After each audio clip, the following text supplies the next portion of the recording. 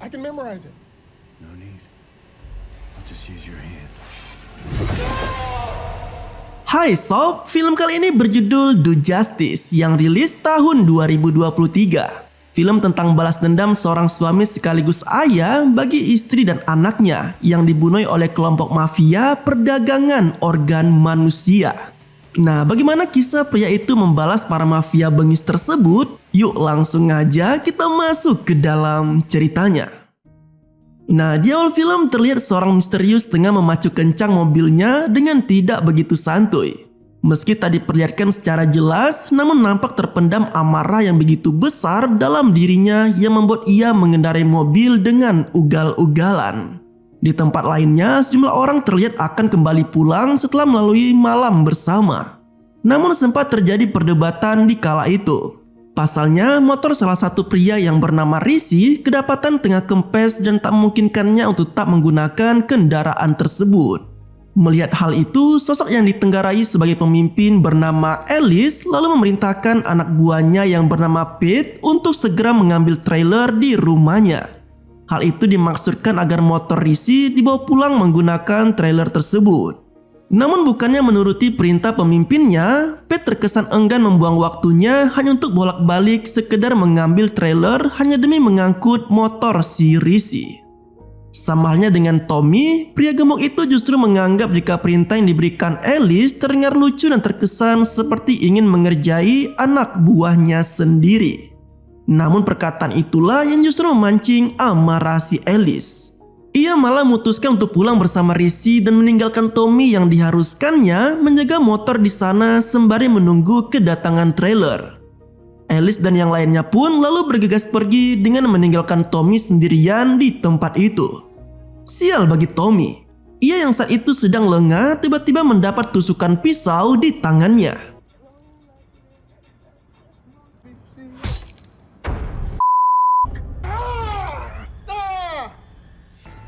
Secara mengejutkan, aksi tersebut ternyata dilakukan oleh sosok misterius yang sempat terlihat di awal film tadi. Entah apa yang melatar belakangi motif dari aksi tersebut. Namun sosok misterius itu sempat menanyakan tentang keberadaan anak perempuan yang ditenggarai telah diculik oleh komplotan Alice. Parahnya lagi, Alice dan anak buahnya ternyata juga diketahui sempat menghabisi nyawa seorang wanita dan pria lainnya. Tepat sebelum mereka membawa paksa anak perempuan tersebut. Seolah tak ingin buka mulut, Tommy mengaku jika dirinya hanya bertugas sebagai informan melalui pesan singkat yang ia kirimkan kepada Alice. Mendengar pengakuan tersebut, sosok misterius yang tak puas dan seakan tak percaya sepenuhnya, lalu memotong tangan pria gemuk itu dengan sangat beringas. Di hari lainnya, dua orang detektif terlihat sedang menuju ke salah satu pemukiman yang sangat kumuh. Mereka adalah Santiago dan Vasquez. Kedua detektif itu datang menyusul adanya aduan tentang kehilangan anak kecil yang dilaporkan oleh salah satu warga yang ada di sana. Anehnya, wanita tua yang ditenggarai telah kehilangan anaknya malah seakan cuek dengan kedatangan Santiago. Ia seakan tak merasa kehilangan sama sekali, bahkan wanita itu juga sempat nampak terkejut dengan kedatangan detektif di tempat tinggalnya. Usut punya usut, diketahuilah bahwa aduan tentang kehilangan anak sebelumnya ternyata dilaporkan oleh tetangga lainnya. Mirisnya lagi, tetangga yang melaporkan itu juga mengungkapkan jika selama ini anak perempuan yang ia laporkan tidak benar-benar hilang, melainkan telah dijual oleh ibunya sendiri hanya untuk bisa membeli barang haram. Seolah tak percaya dengan aduan yang ia dapat, Santiago yang merasa kesal hanya bisa terdiam sembari menyaksikan dua wanita yang saling adu mulut di hadapannya. Nah, di tempat lain, komplotan Alice yang tengah menikmati makanan mereka tiba-tiba kedatangan dua pria lainnya, yaitu Big John dan Jerry. Tak seperti biasanya, kedatangan Big John kali ini ternyata adalah untuk memperkenalkan Jerry pada Alice dan kawanannya. Tak hanya sekedar berkenalan saja, kedatangan Jerry juga dimaksudkan agar ia bisa bekerja untuk Alice seperti halnya Big John dan yang lainnya. Di waktu yang sama, seorang pria terlihat tengah serius membicarakan pekerjaannya dengan sang bos. Namun obrolan mereka terhenti setelah pria yang diketahui bernama Max Kelly itu mendapat panggilan telepon dari istri dan anaknya. Dalam obrolannya, wanita bernama Sue itu meminta Max agar tak lagi mengecewakan anak perempuan mereka, apalagi Max juga diketahui telah sering menghabiskan waktunya dengan pekerjaan dan jarang memiliki waktu bersama dengan keluarganya sendiri. Nah, karena alasan itulah, Max selalu berjanji akan pulang lebih cepat untuk hari ini. Bahkan ia sempat berjanji untuk membacakan cerita dongeng pada anak perempuannya saat malam nanti. Usai menutup teleponnya, Max lalu kembali bergabung dengan sang bos untuk menikmati makan siang mereka. Namun hal aneh justru dirasakan oleh Max. Ia seketika merasa mendengar suara seseorang yang tak asing baginya. Alasan itulah yang mendorongnya untuk menghampiri suara tersebut. Secara tak terduga, suara yang dimaksud oleh Max ternyata adalah suara tawa dari seorang pria bernama Jerry, yang merupakan adik kandungnya sendiri. Max yang merasa sudah cukup lama tak bertemu dengan Jerry lalu menyapa adiknya itu seakan ia benar-benar telah merindukan sosok sang adik yang telah lama menghilang tanpa kabar. Namun tidak seperti layaknya kakak beradik yang memiliki hubungan yang baik, Jerry justru terkesan risih dengan kemunculan Max. Terlebih ia juga tak ingin mengacaukan pertemuan pertamanya dengan Alice yang akan memberikannya pekerjaan. Nah, setelah tak ingin diganggu, Jerry yang kesal lalu mengusir Max dan meminta agar Max tak perlu lagi ikut campur dalam urusannya. Tak hanya itu, Jerry juga turut mengaku pada Alice dan yang lainnya bahwa Max hanyalah pengacaranya saja, tanpa memiliki hubungan kedekatan lainnya. Melihat hal tersebut, Alice yang sebelumnya sempat mulai akrab dengan Jerry seketika merasa tak nyaman oleh kedatangan Max. Ia pun lalu memutuskan untuk mengakhiri pertemuan tersebut dan diam-diam merintahkan salah satu anak buahnya untuk menggali informasi tentang si Max itu. Nah, wanita bernama Roxy itu pun kemudian menghampiri Max tanpa sepengetahuan Jerry dan yang lainnya. Dalam pertemuan tersebut, Roxy membual soal masalah hukum yang menjerat saudaranya, alih-alih agar ia bisa mengenal lebih dekat dengan Max sang pengacara. Namun sayangnya tak ada bantuan hukum yang bisa didapat oleh Roxy, karena ternyata Max hanyalah seorang pengacara properti saja, yang jelas-jelas tak ada sangkut pautnya dengan masalah hukum. Meski tak bisa melanjutkan obrolannya lagi dengan Max, namun setidaknya Roxy telah merasa cukup setelah mendapat kartu nama dari pengacara properti tersebut. Nah, malam harinya Max yang masih disibukkan dengan pekerjaan di kantor tiba-tiba mendapat panggilan telepon dari si Jerry. Namun sayangnya tak ada satu kata pun yang terucap dari adiknya itu. Tak lama berselang, giliran Sue yang melakukan panggilan video dengan Max. Dalam obrolan mereka, Max kembali meminta maaf pada istrinya karena lagi-lagi tak bisa pulang ke rumahnya. Pasalnya, ia masih harus menyelesaikan semua berkas yang ia butuhkan untuk presentasi esok paginya. Tak lama dari itu, Max tiba-tiba merasa sakit yang luar biasa menyerang di kepalanya. Dan diketahuilah bahwa ternyata ia mengidap radang otak yang kerap kali membuatnya sangat terganggu. Melihat hal tersebut, Sue yang begitu khawatir akhirnya hanya bisa mengingatkan suaminya itu agar rutin meminum obatnya. Panggilan video pun berakhir dengan Max yang berusaha meyakinkan Sue jika dirinya baik-baik saja dan akan segera meminum obatnya lagi. Usai menutup panggilan videonya, perhatian Sue kini tertuju pada bel di rumah yang terus berdering, yang ternyata itu adalah Jerry. Tanpa menaruh curiga sedikit pun, Sue lalu mempersilahkan adik iparnya itu untuk masuk ke rumahnya. Hey, it's Jerry. Can I come in? Yeah, Jerry. Come up. I'm buzzing you in. Namun, siapa sangka, Jerry kali ini datang dalam kondisi yang sangat mengenaskan. Tangannya nampak penuh luka dengan beberapa jari yang sudah terpotong. Dengan sangat ketakutan, Jerry hanya mengucapkan permintaan maafnya kepada Sue tanpa menjelaskan apa yang telah menimpanya. Tak lama kemudian, datanglah sosok lainnya yang langsung menembak matoi Jerry tepat di kepalanya. Keesokan harinya, presentasi yang dilakukan Max di hadapan klien terpaksa harus terhenti menyusul kedatangan Santiago di kantornya. Dari sinilah Max akhirnya mengetahui bahwa ternyata Jerry telah ditemukan matoi oleh luka tembak. Sama halnya dengan Sue yang juga tewas mengenaskan di rumahnya tadi malam. Kabar tersebut jelas membuat Max sangat shock sekali. Ia bahkan terus saja terbayang bagaimana istri dan anaknya yang sempat meminta Max untuk pulang cepat tadi malam, namun ia abaikan begitu saja. Di sisi lain, pengamatan yang dilakukan oleh detektif Vasquez justru terdengar sangat mengejutkan. Wanita itu menilai jika cinta segitigalah yang telah melatar belakangi aksi pembunuhan tadi malam. Ia berasumsi jika semalam bisa saja Max pulang cepat, namun ia mendapati istrinya yang berselingkuh dengan adiknya sendiri. Karena terbakar api cemburu, Max yang hilang akal akhirnya nekat menghabisi nyawa Jerry dan Sue. Tak sejalan dengan Vasquez, Santiago justru meyakini jika Max adalah pria yang baik dan tak mungkin melakukan aksi senekat itu. Terlebih ia juga mengetahui bahwa Max adalah seorang mantan marinir yang tak akan melakukan tindakan gegabah apalagi sampai menghabisi nyawa istri dan adiknya sendiri.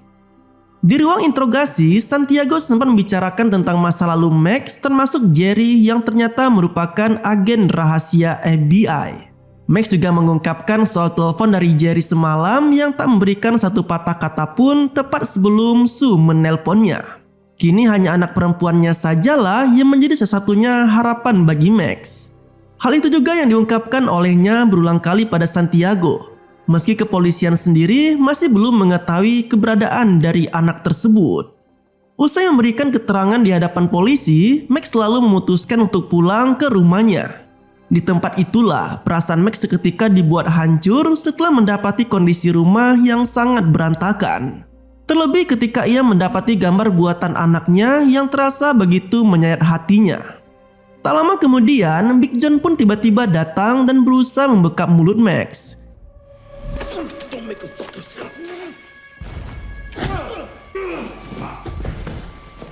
I'm Jerry's friend.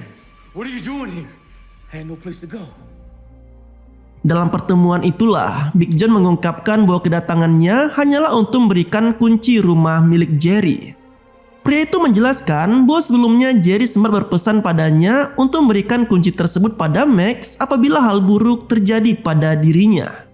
Nah, dari sini terungkap bahwa ternyata Jerry selama ini memang sengaja menghilang dan tiba-tiba muncul untuk menyusup ke komplotan Alice. Hal itu dilakukannya semata agar tidak menimbulkan kecurigaan pada komplotan tersebut.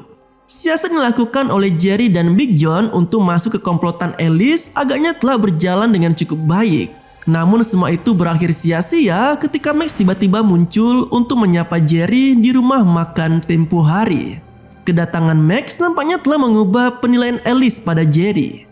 Hingga kemudian penyamaran agen FBI itu pun terungkap dan keluarga Max lah yang menjadi sasaran dalam aksi keji komplotan tersebut. Nah, lebih lanjut, Big John juga membeberkan tentang bisnis kotor yang dijalankan oleh Alice, di mana komplotan itu dengan tega melakukan aksi penculikan, pembunuhan, serta penjualan organ dalam manusia secara ilegal. Mirisnya lagi, yang menjadi target mereka selama ini adalah anak-anak. Hal itulah yang diyakini menjadi motif hilangnya anak perempuan Max dari insiden pembunuhan Jerry dan Sue. Nah, dengan kata lain, sosok yang menjadi dalang dalam tewasnya Jerry dan Sue serta hilangnya anak perempuan Max yang tak lain dan tak bukan adalah si Alice. Tak lama kemudian, detektif Vasquez pun datang. Sontak Max yang baru saja mendengar penjelasan dari Big John lalu menyarankannya agar menceritakan semuanya pada detektif itu. Namun hal mengejutkan kembali diungkapkan oleh Big John. Ia yang merupakan agen FBI dan selama ini telah mengintai gerak-gerik komplotan Alice tiba-tiba mengatakan bahwa ternyata Vasquez juga merupakan polisi korup yang telah cukup lama bekerja sama dengan komplotan Alice. Big John lalu meminta Max untuk segera pergi dari sana dan membiarkannya sendiri menghadapi si Vasquez. Go!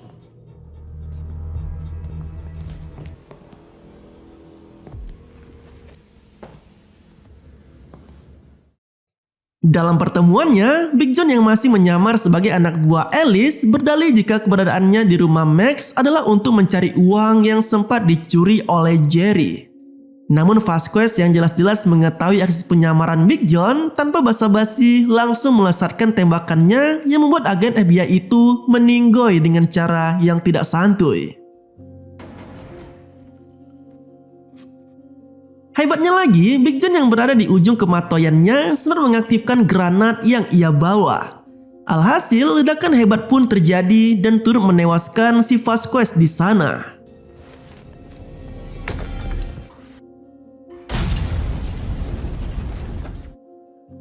Berbekal kunci yang diberikan oleh Big John sebelumnya, Max akhirnya bisa masuk ke rumah Jerry dan mulai mencari apapun yang bisa menjadi petunjuk baginya. Namun lagi-lagi radang otaknya pun kambuh. Alhasil, ia yang tak sanggup menahan rasa sakit itu pun lalu terkapar dan tak sadarkan diri.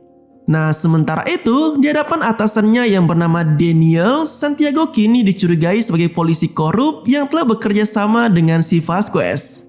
Hal itu didasarkan Daniels pada temuan uang senilai $5.000 dan 1 pon kokain yang sempat ditemukan polisi di tempat tinggal Vasquez tadi malam. Mendapat tuduhan tersebut, Santiago pun langsung tak terima. Ia bahkan sampai memberikan kunci apartemennya pada Daniels alih-alih agar atasannya itu bisa leluasa menggeledah seisi tempat tinggalnya. Tidak hanya itu, tuduhan juga kembali diarahkan Daniels pada Max sebagai otak dari aksi pembunuhan Sue dan Jerry. Hal itu didasarkannya pada catatan masa lalu Max yang diketahui sempat menjadi korban dalam suatu ledakan saat dirinya bertugas sebagai marinir. Terlebih Max juga dilaporkan sempat menderita geger otak dan gangguan mental karena traumatis pada pekerjaan lamanya. Hal itulah yang membuat Max pernah menghabiskan beberapa tahun untuk penyembuhan. Namun dari catatan itu juga, Daniel meyakini jika gangguan mental yang diderita Max telah kambuh saat mendapati istrinya bersama dengan Jerry. Hingga kemudian ia pun nekat menghabisi nyawa kedua orang terdekatnya itu. Lebih lanjut, Daniel kembali mengingatkan Santiago agar lebih fokus pada pencarian anak perempuan Max dan tidak perlu ikut campur dalam masalah pribadi dari mantan marinir tersebut.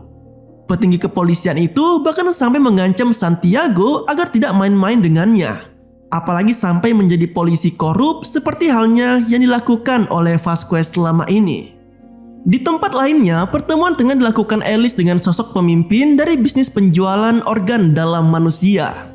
Wanita yang menyebut dirinya sebagai Miss Tang itu nampak sangat geram dengan kecerobohan Alice.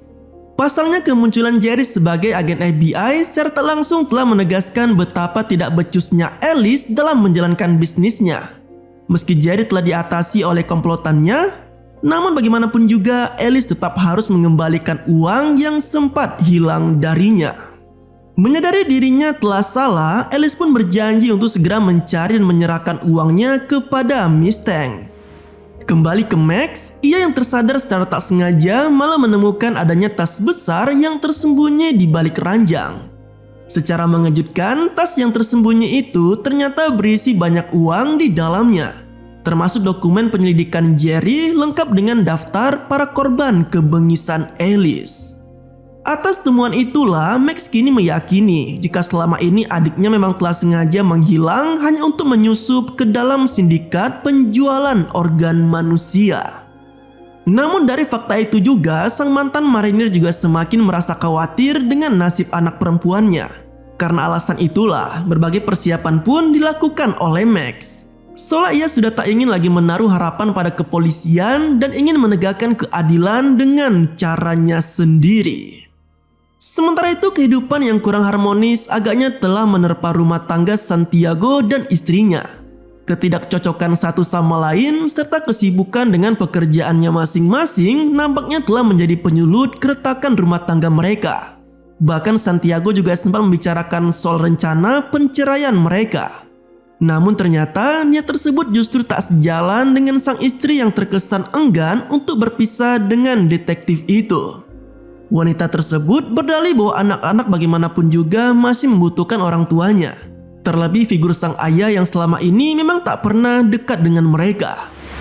Beralih ke Alice, ia yang masih kacau dengan tuntutan Miss Tang soal uang yang hilang kini memutuskan untuk menemui Obstain, sosok yang sempat membeli organ manusia dari Alice dan memberikan bayarannya melalui Jerry. Dalam pertemuan tersebut, Alice mengungkapkan soal hilangnya uang yang sempat dibawa oleh Jerry, termasuk membeberkan identitas Jerry yang merupakan agen rahasia FBI. Tak hanya itu, Alice juga sempat menyampaikan keinginannya agar Obstain bersedia membayarnya kembali sebagaimana jumlah yang telah mereka sepakati sebelumnya. Namun hal itu jelas ditolak mentah-mentah oleh Obstain. Karena bagaimanapun juga hilangnya uang adalah hasil kecerobohan Alice sendiri dan sama sekali tak ada sangkut pautnya dengan Obstein selaku pembeli. Kesal karena mendapat tanggapan yang diingin oleh Obstein, Alice yang buntu lalu meluapkan amarahnya kepada seorang pria random yang ia temui dengan sangat brutal.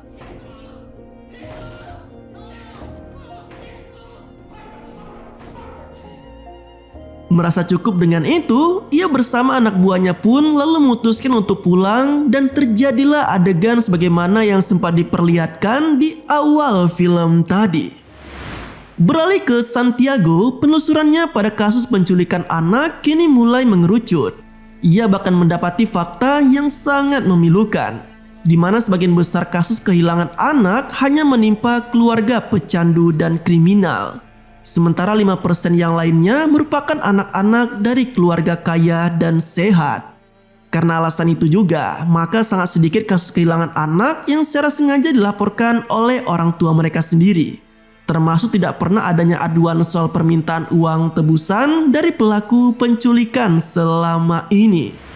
Di waktu yang sama, rasa kalut masih terus membayangi Alice dan komplotannya. Karena kali ini bukan masalah uang saja yang harus mereka setorkan kepada Mustang, melainkan juga penemuan potongan tangan Tommy yang dikirimkan oleh sosok misterius baru-baru ini.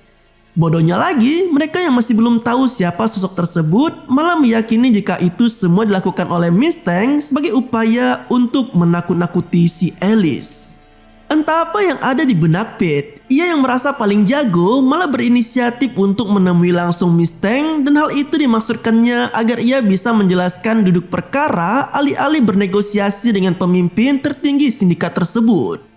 Mendengar pernyataan Pete, Alice yang tak ingin masalah semakin ruyam lalu menyuruh Roxy untuk menghabisi anak buahnya itu.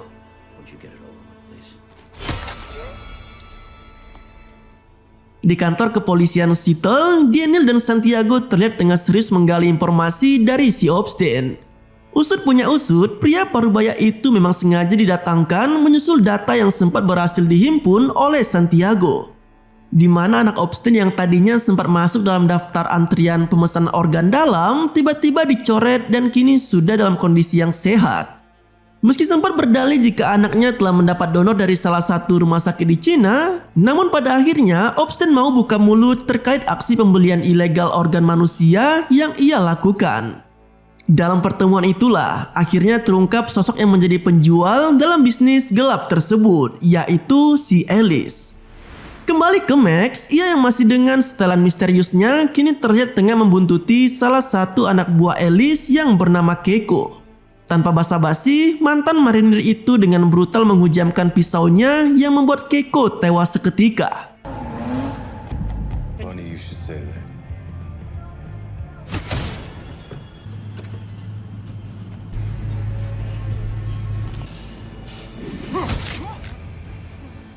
Ia kemudian merampas ponselnya dan berlalu pergi dari sana. Sementara itu, Alice yang tengah sendiri di rumahnya tiba-tiba didatangi oleh tangan kanan si Mustang yang bernama si Kevin. Seperti yang bisa ditebak, kedatangan Kevin adalah untuk menagih janji soal uang yang tak kunjung dibayarkan oleh Alice kepada si Mustang. Orang kepercayaan Mustang itu juga kembali mengingatkan Alice agar segera menyelesaikan kewajibannya, termasuk memberikan batas waktu 1 minggu untuk menyerahkan uang yang sempat hilang apabila dirinya masih ingin hidup. Tak lama setelah Kevin pergi, kini gantian Roxy yang memberikan kabar mengejutkan kepada Alice. Wanita psikopat itu melaporkan tentang kematian Keiko yang sangat mengenaskan. Mendengar kabar tersebut, Alice yang curiga seketika menyadari bahwa yang dihadapinya saat ini bukanlah si Mustang saja, melainkan juga ada pihak lainnya yang tengah berusaha menghancurkan bisnisnya. Sementara itu di rumah Jerry, Max yang saat itu tengah mempersiapkan aksi berikutnya tiba-tiba dikejutkan dengan pesan dari Alice melalui ponsel si Keiko. Dalam pesan tersebut, Alice memberikan lokasi keberadaannya seolah ia telah menyadari jika ponsel milik anak buahnya itu kini tengah berada di tangan sosok misterius yang mengacaukan bisnisnya akhir-akhir ini. Mendapati pesan itu, Max yang tak ingin membuang waktunya langsung dengan cepat mendatangi lokasi sebagaimana yang dikirimkan oleh si Alice. Setibanya di lokasi, pertemuan antara Max dan Alice pun berlangsung sangat dingin. Berulang kali Max menanyakan nasib putrinya yang bernama Ari. Namun tak ada jawaban pasti dari si Alice. Anggota sindikat penjualan manusia itu malah berkelit bahwa semua yang terjadi saat ini adalah ulah si Jerry, termasuk kematoyan Sue dan hilangnya Ari. Sialnya, perdebatan di antara mereka seketika terhenti setelah salah satu anak buah Alice tiba-tiba muncul dan menghajar Max, hingga membuat Max pingsan seketika. Saat tersadar, kini Max mendapati dirinya yang tengah terikat di sebuah kursi dan menghadapi siksaan dari salah satu anak buah Alice yang ada di sana.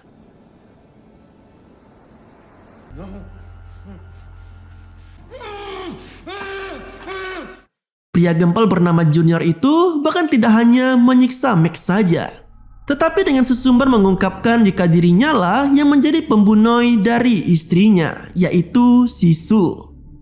Tak lama berselang, datanglah Alice yang mulai menawari Max sebuah kesepakatan.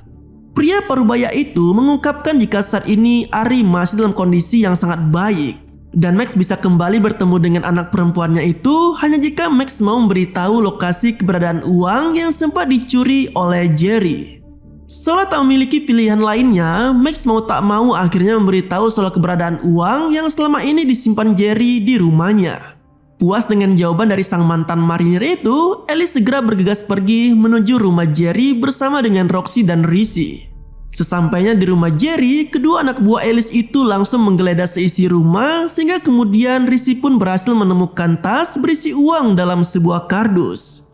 Konyolnya, mereka yang begitu bahagia atas temuan tersebut malah tak menyadari jika tas berisi uang itu telah terikat dengan peledak yang telah dirancang oleh Max sebelumnya. Alhasil, ledakan besar pun terjadi dan membuat sisi rumah tersebut hancur seketika. Tak terkecuali dengan Roxy dan Rizzy yang meninggoy di dalamnya.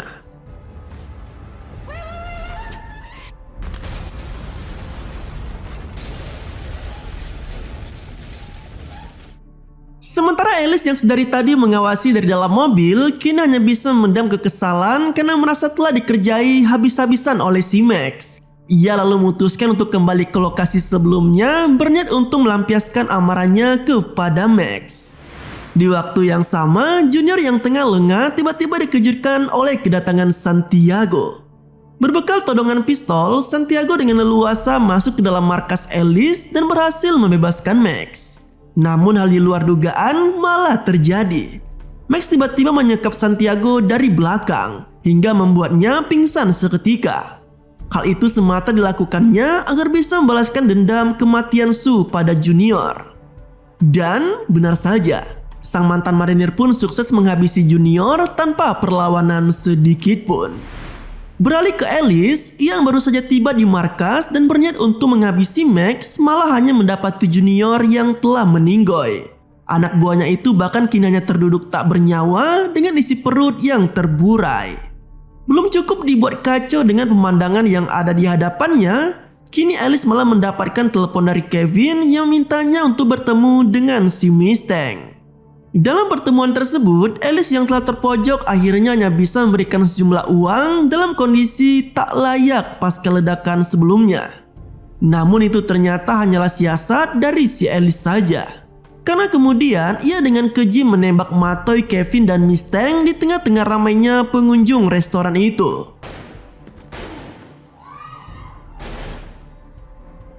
Tak berhenti sampai di situ, ketenangan Alice juga kembali terusik oleh ulah Max. Pasalnya, abu kremasi putra sematawayangnya yang selama ini ia simpan di rumah ternyata telah hilang dan dengan sengaja ditumpahkan oleh Max di depan rumah Alice.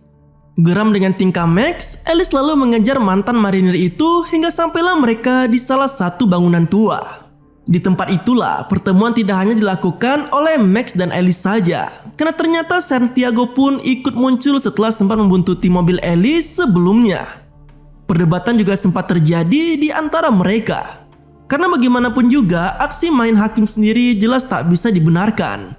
Terlebih kasus perdagangan manusia juga merupakan ranah FBI yang tak bisa dicampuri oleh siapapun, termasuk si Max.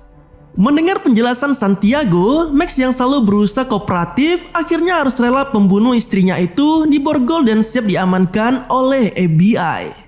Menariknya, Alice yang merasa aman dari ancaman Max malah semakin sesumbar dengan mengungkapkan tentang kondisi Ari yang sebenarnya. Pria parubaya itu menjelaskan bahwa sesungguhnya Ari telah meninggoy sejak lama. Ia bahkan mengatakan bahwa anak perempuannya itu telah ia jual organ dalamnya secara terpisah ke beberapa pembeli. Tak hanya itu, Alice bahkan turut mengungkapkan tentang rencananya yang akan menjadikan anak Santiago sebagai target penjualan berikutnya. Hal itu dilakukannya sesuai dengan rekomendasi Vasquez yang selama ini memang bekerja sama dengannya. Mendengar pengakuan tersebut, Santiago yang awalnya bersikeras untuk menjerat Alice dengan hukuman penjara malah kini berubah pikiran dan kembali melepaskan borgol yang sempat menjerat lengan penjahat itu. Dengan raut wajah kekesalan, Santiago dengan sengaja membiarkan Alice hanya berdua saja dengan Max. Seolah menjelaskan bahwa saat ini nasib penjahat itu sepenuhnya berada di tangan Max. Tak ingin melewatkan kesempatannya, Max yang dirundung oleh dendam kematian orang-orang terdekatnya dengan brutal menghabisi Alice hingga membuatnya matoy mengenaskan.